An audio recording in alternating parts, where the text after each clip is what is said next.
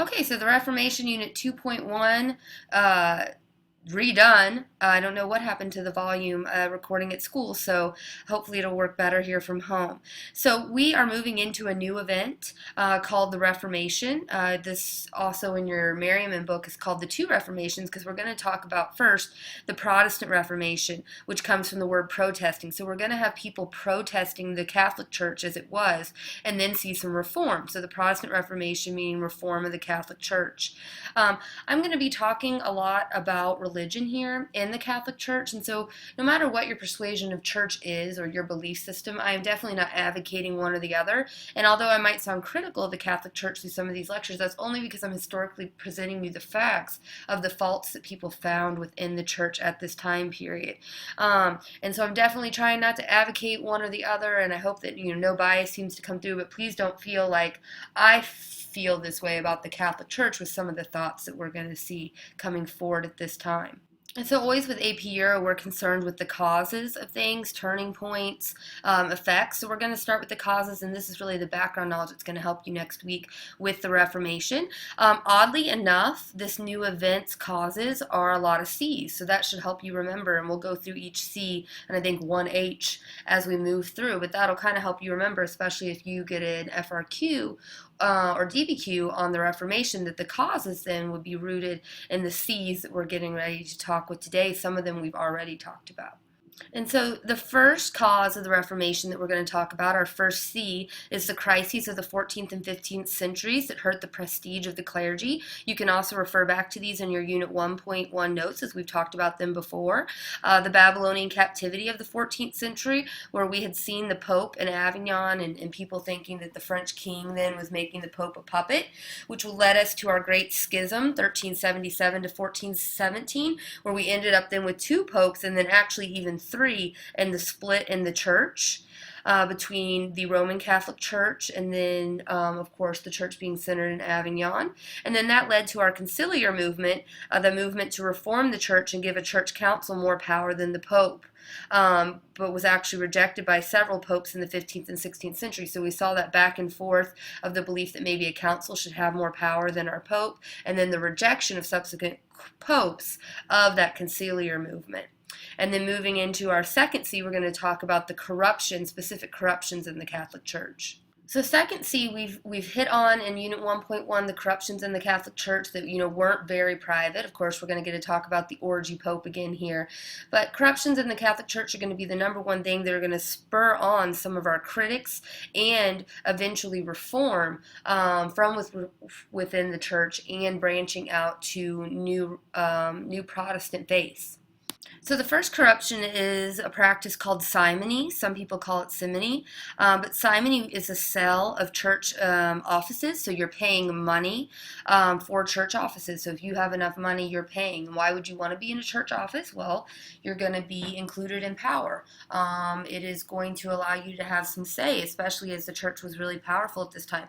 It comes from a story from the Bible about Simon, who had looked at Jesus and his apostles or disciples and decided, hey, they have a lot of power, they're healing people, I want that, how can I pay to get that? And so this practice of paying money for a church office comes from that story in the Bible. An example of this is in 1847, the Pope actually sold 24 offices, and reformers, or our critics that we're going to talk about at this time period, are going to be outraged that unqualified people could become bishops and cardinals just for paying the price.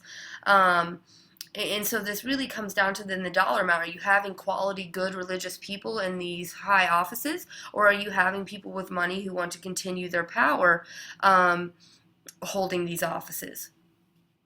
I think one of the prime examples of this is Pope Leo X is quoted for saying, God has given us the papacy, let's enjoy it.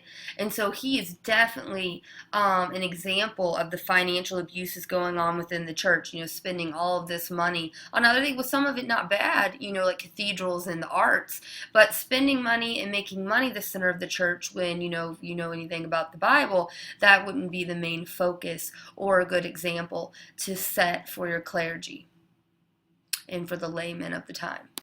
Our second cause for corruption is the practice known as pluralism, which is an official holding more than one office at a time.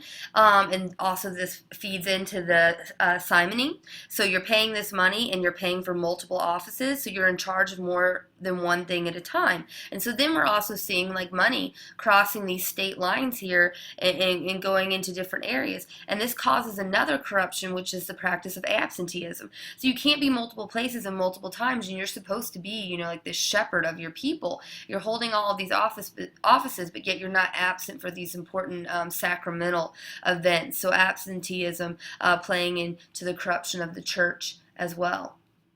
And so our third corruption is called the sale of indulgences, and this is one we're going to talk about a lot.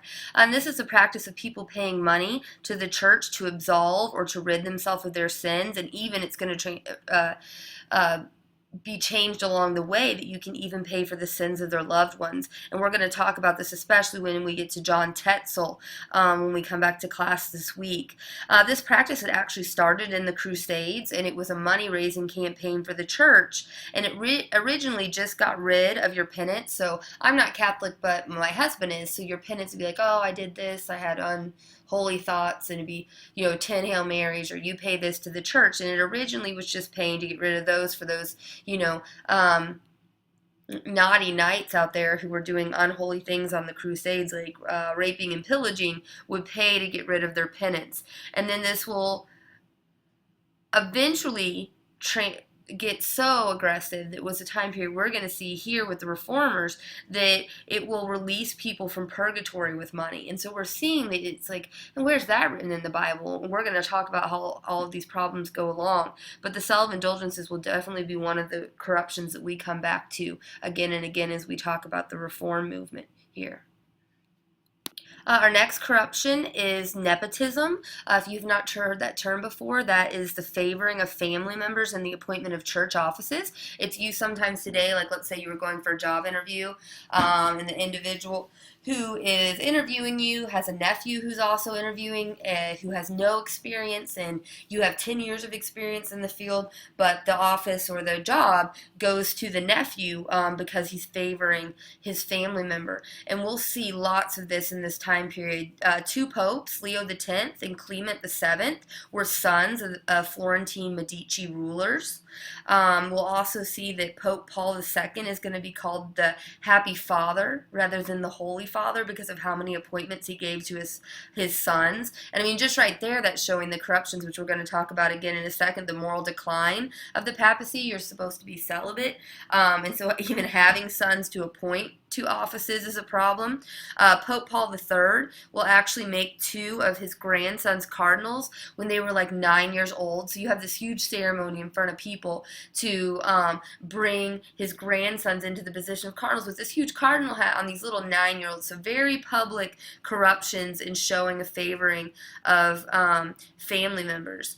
So we're really setting up the loss of prestige. I mean, giving a 9-year-old a position to a cardinal, people are looking like, I don't think my church should be doing that. And it's really going to set forth this environment that the Reformation is going to start in, and that's only going to be compounded by the moral decline very publicly of the papacy or the Pope. So the moral decline of the papacy, of course, we have to come back to Pope Leo VI, the orgy pope. How can you not call attention to that? Who had numerous affairs and children out of wedlock. Now remember, the celibacy hadn't always been part of the church, but it was definitely part of the church now. And so they're really saying, well, you can't marry, but they're out doing whatever. The celibacy rule in the Catholic Church didn't come about until about the year 1000, where the church was afraid if priests got married and were having children, they would leave all of their money to the kids, rather than if you died and you had no children, you'd leave all your money and wealth to the church. And we know of the church at this time, it's very wealthy and still pretty wealthy today. I think there's still talk today, especially in the American Catholic Church, about doing away with the celibacy rule because the function it served at the time isn't really the function that you're wanting now. But anyway, it was very publicly being broken at this time. For example, 20% of priests in the Diocese of Trent kept concubines during the early 16th century. So they're like, oh, I'm not getting married, I'm not breaking that rule, but they openly have these concubines or mistresses that they are seeing and holding and have there. in the Vatican. So definitely not a display of good moral character. And our final corruption that we're going to come to is maybe one that goes along with some of the moral decline, but clerical ignorance. So at this time, many priests were virtually illiterate, meaning that they could not read. Remember, we've harkened back to humanism and the Greek and Latin languages, so their Spanish Catholic priest, they don't know the Latin that they're speaking in. They literally just memorize the masses, and they're doing these masses in Latin, like blah, blah, blah, just going on, but they have no idea what they're saying, nor do they specifically know all of the rules. And so not only are they ignorant of it, maybe not for their own fault, but they're making up rules as they go along because they really don't know. Some of them will even abuse their power, such as trading sexual favors for the absolutism of sins during confession. So, wow, you go in to confess that you had unholy thoughts, and priest's like, I can take care of that, just have sex with me.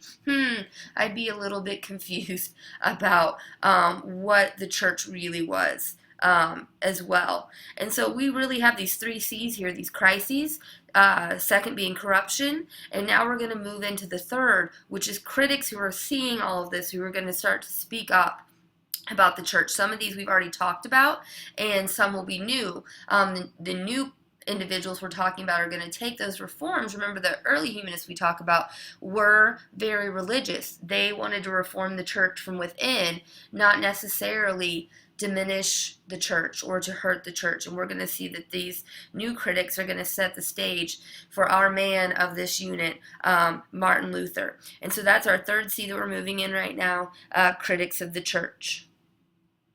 And so our critics are going to emphasize a personal relationship with God as primary. Now, this might not sound different to you as what the church would want, but what they're really saying, and we talked about before, is you don't need the middleman, the church, to have a relationship with God. And that's going to come back to some individuals like John Wycliffe and John Huss that we've talked about before, and Erasmus, and then we're going to introduce some of our new characters or new figures here. So if you'll remember, John Wycliffe from England, 1329 to 1384, had stated that the Bible was the sole authority, and had actually translated the Bible into the vernacular, which would become then later the King James Bible. He had stressed the personal communion with God, that it was a personal connection you had with God, and diminished the importance of the sacraments. His followers, the Lollards, there are still some today, not many, but still some, will continue his ideas into the 16th century. So just to recap there, we'll move into John Huss now. And so John Huss, our Czech, remember, very much more nationalistic than Wycliffe, but ideas similar, was a religious leader in Bohemia, and if you'll remember, he was burned at the stake for his views, but also still very much about the personal relationship you'd had with God and cutting out that middleman, especially the Roman Church, although while still staying very religious and faithful, but that the connection was personal. And now a new guy, Thomas à Kempis, is going to be the leader of the Brethren of the Common Life and give us the book, The Imitation of Christ, in 1418. And he believes that you can get access to God through the Bible, and your relationship is with God, so you do not need priests. He is actually takes on a group of priests of who he's the leader, and he is going to state that Christians should live simply and make religion a personal experience, and that you should strive, as his book title states, to imitate Christ, that alone you can have communion with God, that solely and personally and through your imitation of Christ's behavior you can have everything in your religion without the church present. And then having to mention again, we have Erasmus, who you've read, his work in Praise of Folly, 1513, criticizing the corruption in the church and the hypocrisy of the clergy. And later, it will be said that Erasmus laid the egg that Luther hatched. And so this is really bringing us full circle to where we started with our humanists, and what that egg is that Luther will hatch in this unit during the Protestant Reformation. But we need to talk about one more cause before we can get to my man Martin Luther. And that is our only non-C in causes. It is going to be Renaissance humanism. So a CCC, then an H. And so bringing it full circle with humanism, remember, humanism is all about being educated, to be well read, to turning back and analyzing documents, and finding those error or being able to read those ancient texts. And the Christian humanists of the Northern Renaissance, such as Erasmus, have begun criticizing the church and questioning the validity of the Latin Vulgate. If you'll remember the documents, the Vulgate, and also Constantine, finding out that that document was false, that he had given the Papal States. All of these documents being looked at find some textual criticism. And these new translations of the Bible are going to undermine the Catholic authority because they had said things are in the Bible that were not. And so that's really going to be, the final chisel in all of these corruptions and all of these criticisms of the church, is that they had not been saying truthful things that are in the Bible. The Italian Renaissance was at times marked by a de-emphasis on religion as well, while emphasizing secularism and individualism among high church leaders. So remember, this is that humanism, individualism, secularism. So this just adds to this environment of the Reformation. People are still Catholic, but all of these emphasis of the individual being more important, their personal relationship with God, are just going to add to the 3 C's that we talked about and bring on some new criticisms and some breaks within the church.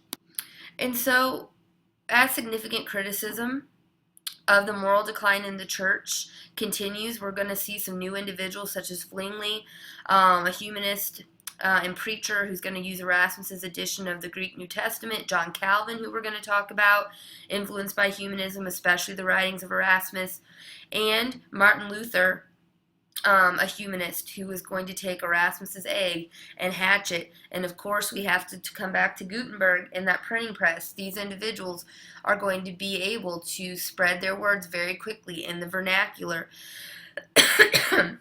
And this will actually, these humanists, be part of another core analysis worksheet you'll have coming up in this unit. And I want to mention here that you should seek out the other textbooks and class resources that I have in the room to set yourself apart with your core analysis worksheet. There are tons of different views from our different authors in their textbook of these humanist reformers, such as Zwingli, Calvin, and Luther, and that can only add to the quality of your writing.